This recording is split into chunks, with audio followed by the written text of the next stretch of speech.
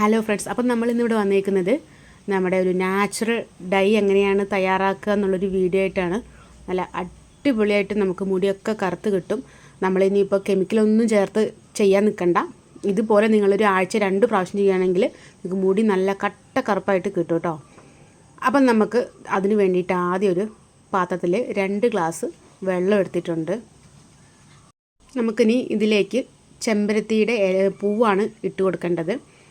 അത് ഞാനിവിടെ ഒരു 6-7 പൂവ് എടുത്തിട്ടുണ്ട്. അത് നമ്മൾ തലേദിവസം പറിച്ച് വെച്ചുകൊണ്ട് കുറച്ചൊന്ന് വാടിയിട്ടുണ്ട് കേട്ടോ, എന്നാലും കുഴപ്പമൊന്നുമില്ല.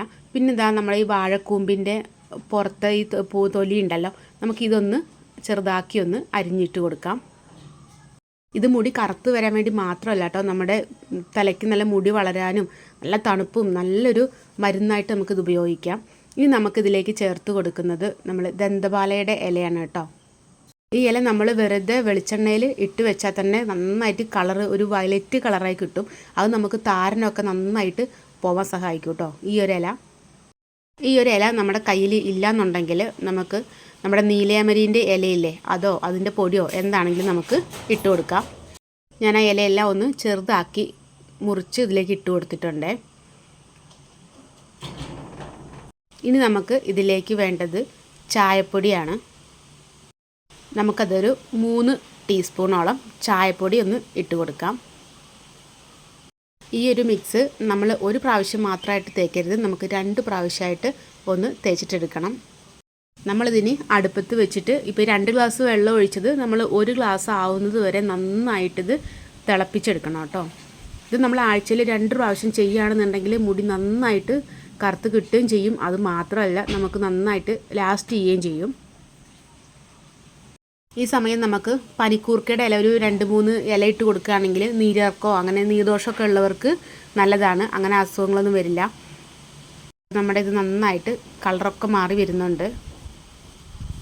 തലയിൽ താരനൊക്കെ ഉള്ളവരാണ് എന്നുണ്ടെങ്കിൽ നമുക്ക് ഈ സമയത്ത് 2-3-4 ചുമന്ന ഉള്ളി അരിഞ്ഞിട്ടോ അല്ലെങ്കിൽ ചതച്ചിട്ടോ നമുക്ക് ഇതിലേക്ക് ഇട്ട് കൊടുക്കാം.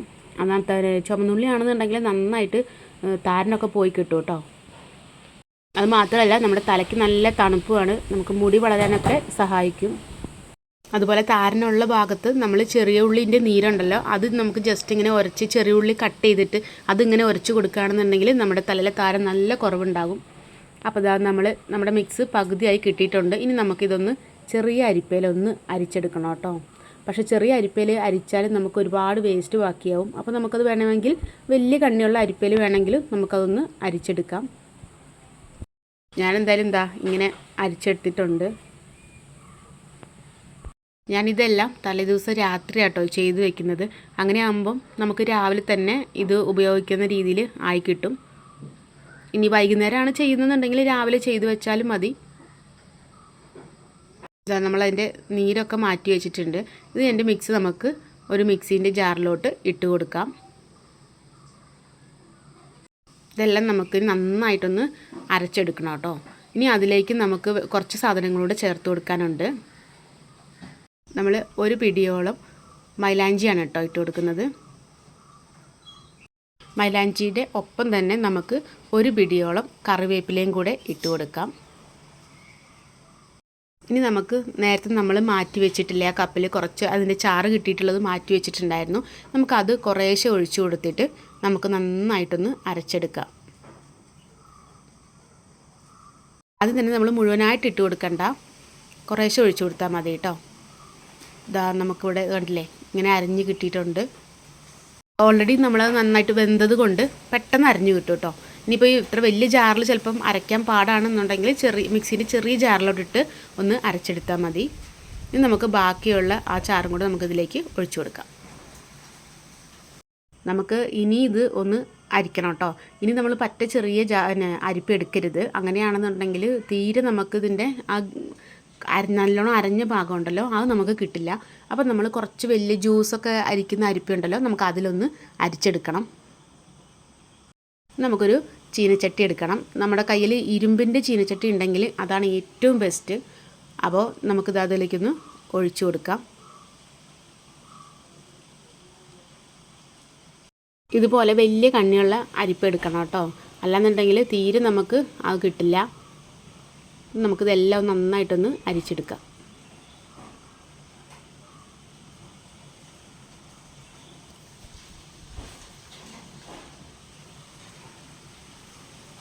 ഇങ്ങനെ കട്ടിയായിട്ട് നിൽക്കുകയാണെങ്കിൽ നമുക്ക് അതേപോലെ ഒരു സ്പൂണും കൊണ്ടൊന്ന് ജസ്റ്റ് ഒന്നിങ്ങനെ ഇളക്കി കൊടുത്താൽ മതി. മാക്സിമം അതിലുള്ള എല്ലാ ഗ്രേവിയും നമ്മൾ എടുക്കണം കേട്ടോ.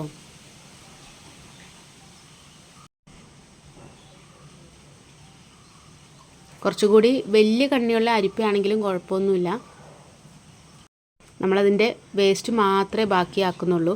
അതുവരെ നമ്മൾ ഇതുപോലെ സ്പൂണും കൊണ്ട് ഇങ്ങനെ പ്രസ് ചെയ്ത് നമുക്ക് എടുത്താൽ മാക്സിമം അതിൻ്റെ എല്ലാ ഗ്രേവി നമുക്ക് കിട്ടുമേ.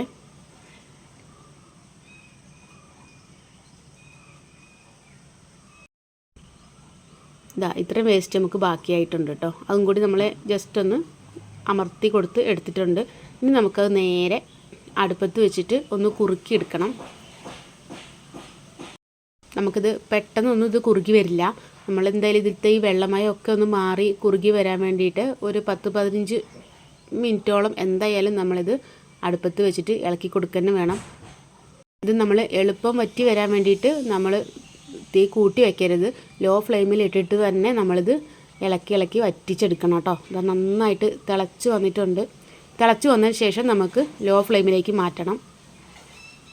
അതല്ലാന്നുണ്ടെങ്കിൽ പെട്ടെന്ന് ഒരു കരിഞ്ഞു പോയ പോലെ ആവും. അപ്പം നമ്മളത് നന്നായിട്ട് ശ്രദ്ധിക്കണം. കണ്ടില്ലേ, കുറുകി വരുന്നുണ്ട്. ഞാൻ എപ്പോഴും പറഞ്ഞ പോലെ ഇരുമ്പിൻ്റെ ചീനച്ചട്ടി ഉള്ളവർ അത് തന്നെ എടുക്കാൻ നോക്കുക. ഇനിയിപ്പോൾ അതില്ലെങ്കിലും കുഴപ്പമൊന്നുമില്ല. ഇത് നമ്മുടെ ഇരുമ്പിൻ്റെ ചീനച്ചട്ടിയൊന്നും അല്ല. അതിലേക്ക് ഞാൻ ഇരുമ്പിൻ്റെ ഒരു സ്പാനർ ഇതേപോലെ ഇട്ട് കൊടുത്തിട്ടുണ്ട്. ഇനിയിപ്പോൾ ഇരുമ്പിൻ്റെ എൻ്റെ ആണി ഉണ്ടായിരുന്നില്ല. ആണിയാണെങ്കിൽ ഒരു 2-3-4 ആണി ഇട്ട് കൊടുത്താൽ മതി. അതാണ് ഒന്നും കൂടി ബെസ്റ്റ്. അപ്പോൾ ഞാൻ അതും കൂടി ഇട്ടിട്ട് നന്നായിട്ടൊന്ന് വറ്റിച്ചെടുക്കണേ. കണ്ടല്ലേ, ഈ ഒരു രീതിയിൽ നമുക്ക് കിട്ടിയിട്ടുണ്ട്. ഈ ഒരു രീതിയിൽ നമുക്ക് കിട്ടണം കേട്ടോ. അതിനുശേഷം നമ്മൾ ഈ ചട്ടി തന്നെയാണ് നമ്മൾ എടുത്ത് വെക്കുന്നത്. നമ്മളിത് വേറെ പാത്രത്തിലേക്കൊന്നും മാറ്റേണ്ടതില്ല. നമുക്കിതിൽ തന്നെ അടച്ച് വെക്കാം. ഇനിയിപ്പോൾ അത് രാവിലെ മാത്രം നമുക്ക് എടുത്താൽ മതി.